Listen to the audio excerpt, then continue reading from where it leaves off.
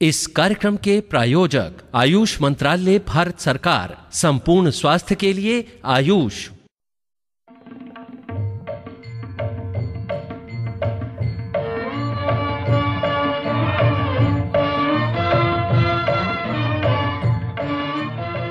खामोशी की दास्तान। भारत के महानतम प्रवासी की वापसी के पहले वर्ष की खामोशी की महागाथा। आकाशवाणी की विशेष शताब्दी श्रृंखला खामोशी की दास्तान। प्रस्तुत है आज की कड़ी।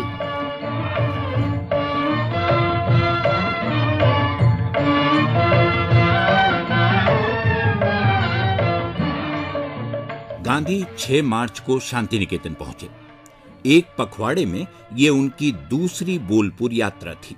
पहली बार गोखले के निधन की वजह से उन्हें हड़बड़ी में लौटना पड़ा था, गुरुदेव से मिले बिना। 17 फरवरी की उस यात्रा में अध्यापकों में से कई उनके मित्र और प्रशंसक हो गए थे।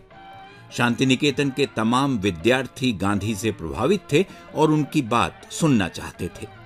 गांधी को बताया गया कि यहां कई अध्यापक प्रयोगधर्मी गंगनाथ विद्यालय से आए हैं, जिसकी स्थापना कई वर्ष पहले बड़ौदा में केशवराव देशपांडे ने की थी। देशपांडे का नाम सुनते ही गांधी को अचानक विलायत के दिन याद आ गए, जहां वो कानून की पढ़ाई कर रहे थे।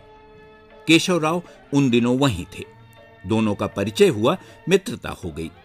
केशवराव देशपांडे गंगनाथ विद्यालय को परिवार की तरह चलाते थे। चाहते थे कि सब एक कुटुंब की तरह रहें, इसलिए सभी शिक्षकों को उनके मूल नाम से अलग नए और छोटे पारिवारिक नाम दे दिए गए। साहब उन नामों के साथ सम्मान के लिए जोड़ दिया गया।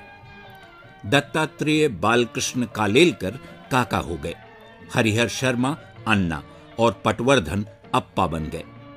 फड़के मामा और आनंदानंद स्वामी कहे जाने लगे। देशपांडे को केवल साहब कहकर संबोधित किया गया। यह किस्सा गांधी को शांति निकेतन आकर पता चला तो उनकी खुशी का ठिकाना न रहा। साहब का विद्यालय कुछ साल बाद बंद हो गया, लेकिन परिवार की भावना बनी रही। लोग इधर उधर चले गए, पर उपनाम साथ ले गए। जनस्मृति में काका मामा अप्पा ही रहे।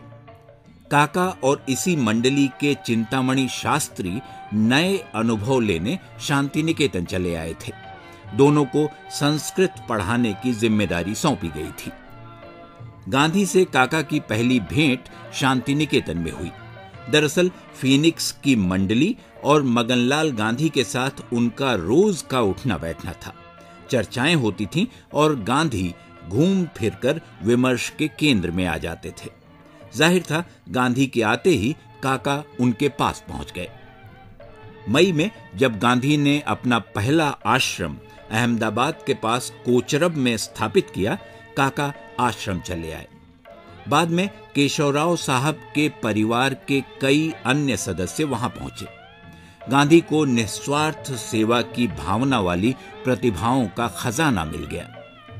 शांति निकेतन विद्यालय तब छोटा था, करीब 125 छात्र और 10 या 12 अध्यापक। उस दिन 6 मार्च को गांधी टैगोर से मिलने पहुंचते, उससे पहले लगभग पूरा शांति निकेतन मुलाकात कक्ष में जमा हो गया था।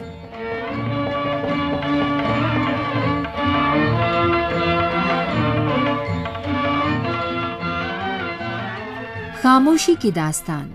भारत के महानतम प्रवासी की वापसी के पहले वर्ष की खामोशी की महागाथा।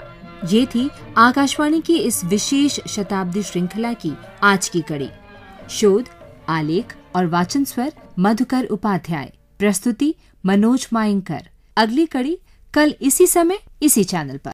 इस कार्यक्रम के प्रायोजक आयुष मंत्रालय, भारत सरकार। संपूर्ण स्वास्थ्य के लिए आयुष।